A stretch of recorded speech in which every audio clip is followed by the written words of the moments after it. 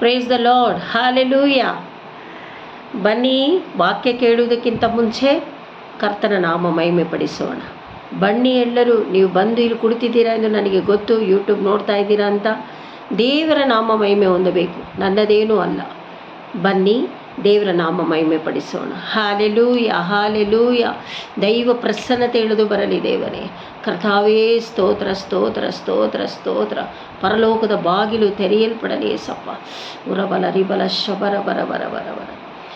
அன்பு கூறுவேன் இன்னும் அதிகமாய், ஆராதிப்பேன் இன்னும் ஆழ்வமாய். அன்பு கூறுவேன் இன்னும் அதிகமாய், ஆராதிப்பேன் இன்னும் ஆழ்வமாய்.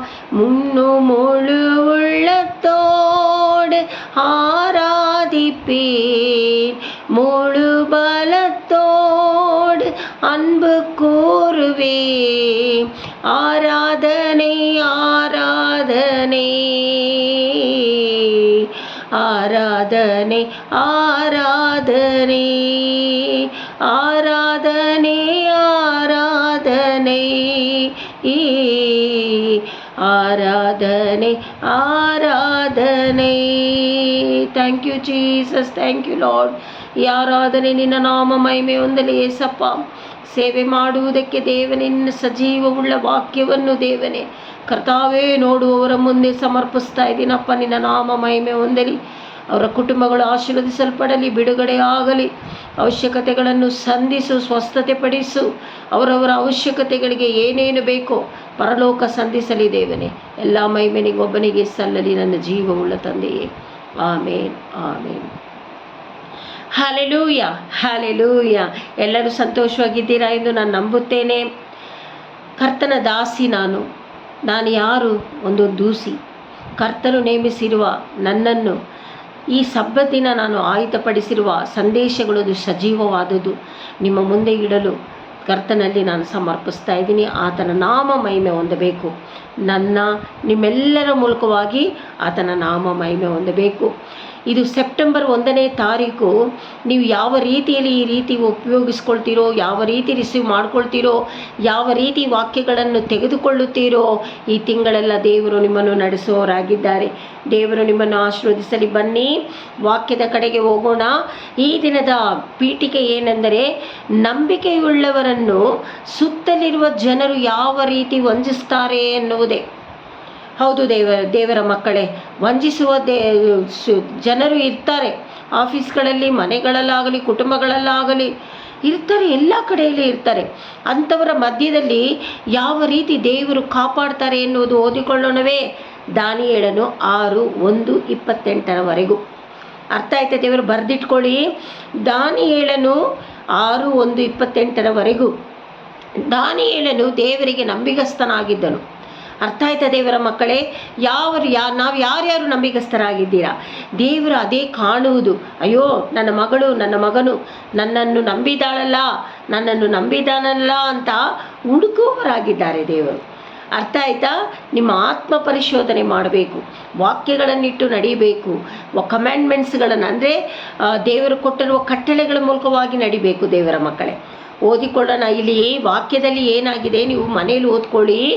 6:1-28 ದಾನಿಯೇಲನು ಅಲ್ಲಿ ಹೇಳ್ತಾ ಇರೋದು, ಅವನು ತುಂಬ ಪರಿಶುದ್ಧನು. ದೇವರ ಸಂದೇಶ, ದೇವರ ವಿಷಯ, ದೇವರು ಮಾತನಾಡುವ ವಿಷಯಗಳನ್ನು ಕೇಳಿಸಿಕೊಂಡೇ ಮುಂದೆ ಹೋಗುವ ದಾನಿಯೇಲನು ನಂಬಿಗಸ್ತನಾಗಿದ್ದನು. ಹಾಗಿರುವಾಗ, ಈ ರೀತಿ ಇರುವಾಗ ಇವರ ದಾನಿಯೇಲನ ಅರಮನೆಯಲ್ಲಿ, ದಾರ್ಯಾವೇಶನ ಅರಮನೆಯಲ್ಲಿ ಅಲ್ಲಿರುವ ಪ್ರವಾದಿ ಮುಖ್ಯಾಧಿಕಾರಿಗಳು ಏನು ಮಾಡ್ತಾರೆ? ದಾನಿಯೇಲನ ಮೇಲೆ ಹೊಟ್ಟೆ ಕಿಚ್ಚು ಪಡ್ತಾರೆ.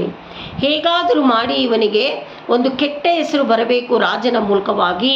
ಏಕೆಂದರೆ ದಾರ್ಯಾವೇಶ ರಾಜನಾದ ಆತನಿಗೆ ನಂಬಿಗಸ್ತನೂ ಆಗಿದ್ದನು ದಾನಿಯೇಲನು. ದೇವನಿಗೂ ನಂಬಿಗಸ್ತನಾಗಿದ್ದನು, ರಾಜನಿಗೂ ನಂಬಿಗಸ್ತನಾಗಿದ್ದನು. ನೀವು ಯಾರ್ಯಾರು ನಿಮ್ಮ ಆಫೀಸ್ಗಳಲ್ಲಿ, ಫ್ಯಾಕ್ಟ್ರಿಗಳಲ್ಲಿ, ಕುಟುಂಬ ತಂದೆ ತಾಯಿಯ ಮಧ್ಯದಲ್ಲಿ ನಂಬಿಗಸ್ತರಾಗಿದ್ದೀರಾ ದೇವರ ಮಕ್ಕಳೇ? ಅದೇ ನಾವು ಇವಾಗ ಚೆಕ್ ಮಾಡಬೇಕು. ಅರ್ಥ ಆಯ್ತಾ? ದಾನಿಯೇಲನಿಗೆ ಒಂದು ಶೋಧನೆ ಬಂದಿತು. ಅದೇನು ಅಂದದ್ದು ಹೇಳಿದರೆ, ದಾನಿಯೇಲನು 6:6 ಇಲ್ಲಿ ಅರಸನಾದ ದಾರ್ಯಾವೇಶನ ಚಿರಂಜೀವಿ ಆಗಿರುವಂಥ ಯಾರು ಹೇಳೋದು? ದಾನಿಯೇಲನ ಜೊತೆಯಲ್ಲಿ ನೇಮಕ ಮಾಡಿದಂಥ ಮುಖ್ಯಾಧಿಕಾರಿಗಳಲ್ಲಿ ಕೆಲವರು ಕೇಳ್ತಾ ಇದ್ದಾರೆ, ದಿನಗಳ ರಾಜನಾದ ನಿನಗೆ ಹೊರತು ಬೇರೆ ಯಾವ ದೇವರಿಗಾಗಲಿ ಮನುಷ್ಯನಿಗಾಗಲಿ ಅವರು ಮುಗಿಬಾರ್ದು, ನಿನ್ನನ್ನು ಮಾತ್ರ ಮುಗಿಬೇಕು ಅಂತ ಅವರು ಬಂದು ರಾಜನಿಗೆ ಹೇಳಿ, ನೀನು ಮುದ್ರೆ ಹಾಕು, ಈ ವಿಷಯಕ್ಕೆ ನೀನು ಮುದ್ರೆ ಹಾಕು, ನಾವು ಡಂಗೂರ ಬಾರಿಸಿ ಎಲ್ಲ ಜನರಿಗೆ ನಾವು ಪ್ರಜೆಗಳಿಗೆ ಹೇಳಬೇಕು ಅಂತ ಹೇಳ್ಬಿಟ್ಟು ಒಂದು ದಿನ ಗೊತ್ತು ಮಾಡಿ ಕೂಡಿಸ್ತಾರೆ ದೇವರ ಮಕ್ಕಳೇ. ಈಗ ನಾವು ಹೇಗೆ ಸಬ್ಬತ್ ದಿನ ನಾವು ಆಲಯಕ್ಕೆ ಹೋಗಿ ದೇವರು ಮಾಡಿರುವ ಉಪಕಾರಗಳನ್ನು ನೆನಪು ಮಾಡಿಕೊಂಡು ಆತನಿಗೆ ಸ್ತುತಿ ಸ್ತೋತ್ರ ಮಾಡ್ತೀವೋ, ಆ ರೀತಿ ರಾಜನಾದ ದಾರ್ಯಾವೇಶನಿಗೆ ಇವರೆಲ್ಲ ಮುಗಿಬೇಕು ಅಂತ ಯಾರು ಹೇಳೋದು? ಮುಖ್ಯಾಧಿಕಾರಿಗಳು. ದಾನಿಯೇಲನು ಒಂದು ಮುಖ್ಯಾಧಿಕಾರಿಯೇ. ದಾನಿಯೇಲನ ಜೊತೆಯಲ್ಲಿ ಇದ್ದಂಥ ಮುಖ್ಯಾಧಿಕಾರಿಗಳು ಹೋಗ್ಬಿಟ್ಟು ರಾಜನಿಗೆ ಈ ಕಟ್ಟಳೆ ಹೇಳಿ, ನೀನು ಮುದ್ರೆ ಹಾಕಿಕೊಡು, ನಾವೆಲ್ಲರಿಗೆ ಹೇಳಬೇಕು. ಸೊ ಇದು ಒಳ್ಳೆಯದೇ ಅಂತ ತಿಳ್ಕೊಂಡು ದಾರ್ಯಾವೇಶನು ಏನು ಮಾಡ್ತಾ ಇದ್ದಾರೆ? ಮುದ್ರೆ ಹಾಕಿ ಕೊಟ್ಬಿಡ್ತಾರೆ. ಆಗ ಎಲ್ಲ ಇದು ಮುದ್ರೆ ಹಾಕಿ ಒಪ್ಪಿಕೊಳ್ಳುವಾಗ ರಾಜ ದಾನಿಯೇಲನು ಕಂಡು ಓಡೋಡಿ ಹೋಗ್ಬಿಟ್ಟು ನೋಡಿ, ವಾಕ್ಯದಲ್ಲಿ ಓದ್ಕೊಳ್ಬೇಕು. ಅದು ದಾನಿಯೇಲನು 1:6 ದಾನಿಯೇಲು 6:6 ಅಂದರೆ ನೀವು ಪೂರ್ತಿಯಾಗಿ ಓದಿಕೊಳ್ಳಬಹುದು. ಪೂರ್ತಿ 6 ನೀವು ಓದಿಕೊಳ್ಳಬಹುದು ಅಧ್ಯಾಯದಲ್ಲಿ. ಅರ್ಥ ಆಯ್ತಾ ದೇವರ ಮಕ್ಕಳೇ? ಅದರಲ್ಲಿ ಹೇಳ್ತಾರೆ, ದಾನಿಯೇಲನು ಇವರ ಮಾತುಗಳನ್ನು ಕೇಳಿ ಓಡೋಗಿ ತನ್ನ ಮನೆಯಲ್ಲಿ ಕಿಟಕಿಯೆಲ್ಲ ತೆಗೆದು, ಬಾಗಿಲು ಮುಚ್ಚಿ ಕಿಟಕಿ ತೆಗೆದುಬಿಟ್ಟು 2 ಕರಗಳನ್ನೆತ್ತಿ, ದೇವರೇ, ನಾನು ನಿನಗೆ ನಂಬಿಗಸ್ತನಾಗಿದ್ದೀನಲ್ಲ, ಈ ರೀತಿ ಇದೆಯಲ್ಲ ಅಂತೇಳಿ ಪ್ರಾರ್ಥನೆ ಮಾಡುವುದನ್ನು ಈ ಮುಖ್ಯಾಧಿಕಾರಿ ಜೊತೆಯಲ್ಲಿದ್ರಲ್ಲ ಮುಖ್ಯಾಧಿಕಾರಿಗಳು ನೋಡಿಬಿಟ್ಟು ರಾಜನ ಹತ್ರ ಮತ್ತೆ ಹಿಂತಿರುಗಿ ಬಂದು ಏನು ಹೇಳ್ತಾ ಇದ್ದಾರೆ? ರಾಜನೇ, ದಾರ್ಯಾವೇಶನೇ, ನೀನು ಕಟ್ಟಳೆ ಕೊಟ್ಟಿದ್ದು, ರುಜು ಹಾಕಿದ್ದು ನಿನಗೆ ಗೊತ್ತಿದೆ, ಆದರೆ ಒಬ್ಬನು ಮಾತ್ರ ಅದಕ್ಕೆ ತಗ್ಗಿಸ್ತಾ ಇಲ್ಲ. ಎಲ್ಲರೂ ನಿನ್ನ ಶಿಲೆಗೆ ಮುಗಿತಾ ಇದ್ದಾರೆ, ಆದರೆ ಒಬ್ಬನು ಮುಗಿತಾ ಇಲ್ಲ, ಒಬ್ಬನು ನಿನ್ನ ಕಟ್ಟಳೆಗೆ ಬಗ್ಗುತ್ತಾ ಇಲ್ಲ ಅಂತ ಹೇಳ್ಬಿಟ್ಟು ಕೇಳುವಾಗ, ಯಾರದು? ಸಿಂಹದ ಗುಬಿಯಲ್ಲಿ ಹಾಕಿರಿ ಅಂತೇಳಿ ಹೇಳ್ಬಿಡ್ತಾರೆ, ಪರ್ಮಿಷನ್ ಕೊಟ್ಬಿಡ್ತಾರೆ ರಾಜ. ಆಗ ಮುಖ್ಯಾಧಿಕಾರಿಗಳಿಗೆ ತುಂಬ ಸಂತೋಷ ಆಗುತ್ತದೆ.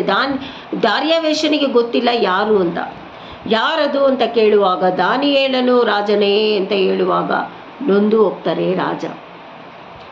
ಇವಾಗ ರುಜುವಾಗಿ ಕೊಟ್ಟಿದ್ದ ವಿಷಯವನ್ನು, ಕಟ್ಟಳೆಯನ್ನು ನೆರವೇರಿಸಬೇಕಲ್ಲ.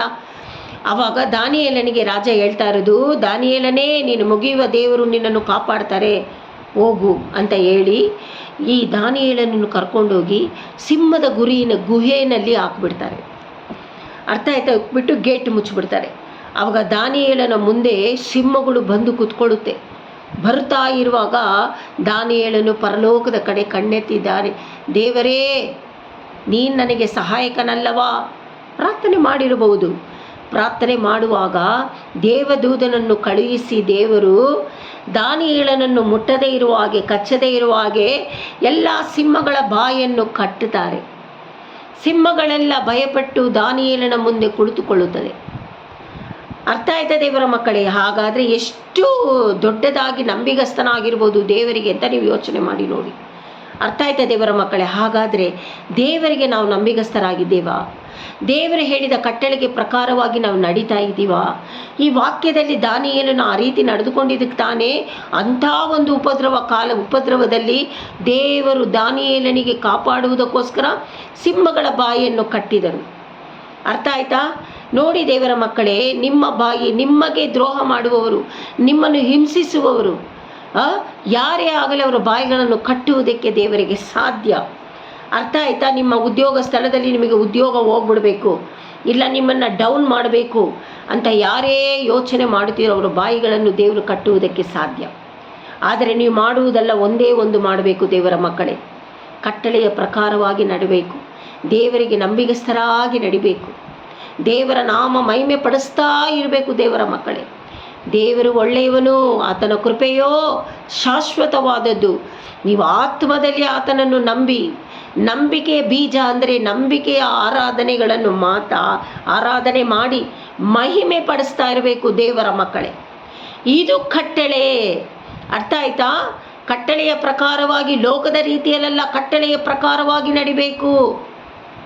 ಅರ್ಥ ಆಯ್ತಾ? ನೀವು ಹೇಗಿದ್ದೀರಾ ಅಂತ ನೋಡೋದಿಲ್ಲ, ನೀನು ಹೇಗಿದ್ದೀಯೋ ಅದನ್ನು ಡೀಪಾಗಿ ನೀನು ಮನಸ್ಸಿನಲ್ಲಿ ತೆಗೆದುಕೊಳ್ಳಬೇಡ. ನಿನ್ನ ಮನಸ್ಸೆಲ್ಲ ಪರ್ವತದ ಕಡೆಯಲ್ಲಿ ಎತ್ತಲ್ಪಡಬೇಕು. 121ನೇ ಕೀರ್ತನೆಯಲ್ಲಿ ಅದೇ ತಾನೇ ಹೇಳಿರೋದು ದಾವೀದನು, ನಾನು ಕಣ್ಗಳನ್ನು ಪರ್ವತದ ಕಡೆಯಲ್ಲಿ ಎತ್ತಿ ನೋಡುತ್ತೇನೆ, ನನ್ನ ಸಹಾಯ ಎಲ್ಲಿಂದ ಬರುವುದು?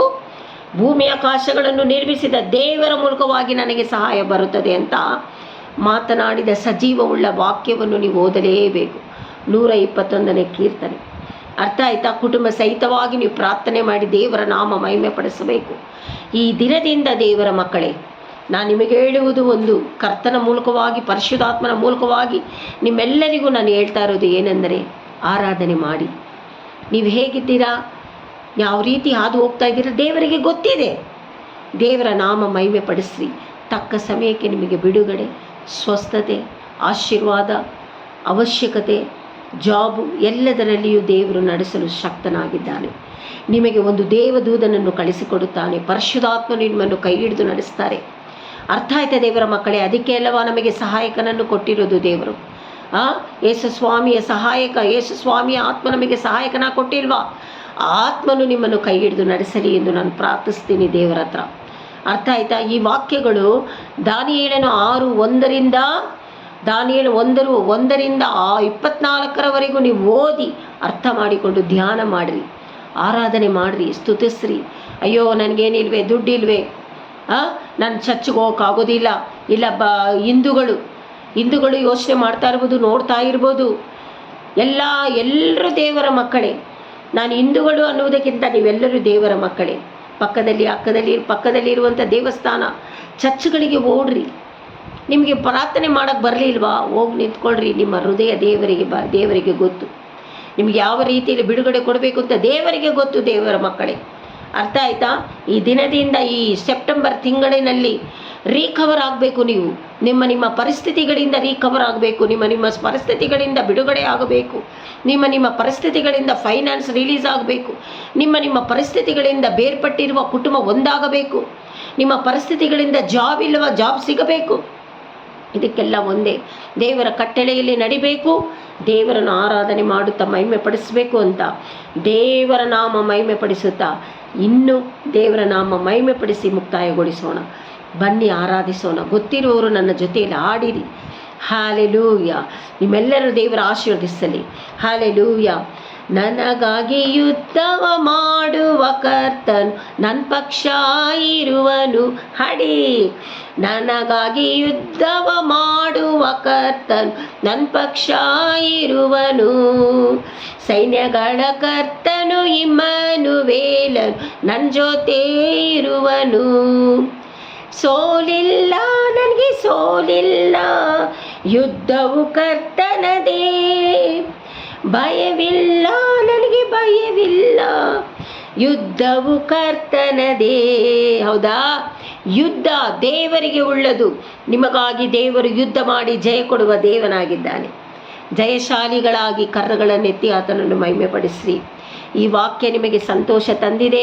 ಈ ವಾಕ್ಯದ ಮೂಲಕವಾಗಿ ದೇವರ ನಾಮ ಮಹಿಮೆ ಪಡಿತಾ ಇದೆ ಎಂದು ನಂಬಿಕೆಯಿಂದ ದೇವರ ನಾಮ ಮಹಿಮೆ ಪಡಿಸುತ್ತಾ ನಿಮ್ಮೆಲ್ಲರನ್ನು ಈ ಸೆಪ್ಟೆಂಬರ್ ತಿಂಗಳಿನ 1ನೇ ತಾರೀಕು ನಾನು ಆಶೀರ್ವದಿಸ್ತಾ ಇದ್ದೀನಿ. ದೇವರು ನಿಮ್ಮೆಲ್ಲರನ್ನು ಆಶೀರ್ವದಿಸಲಿ. God bless you. Thank you.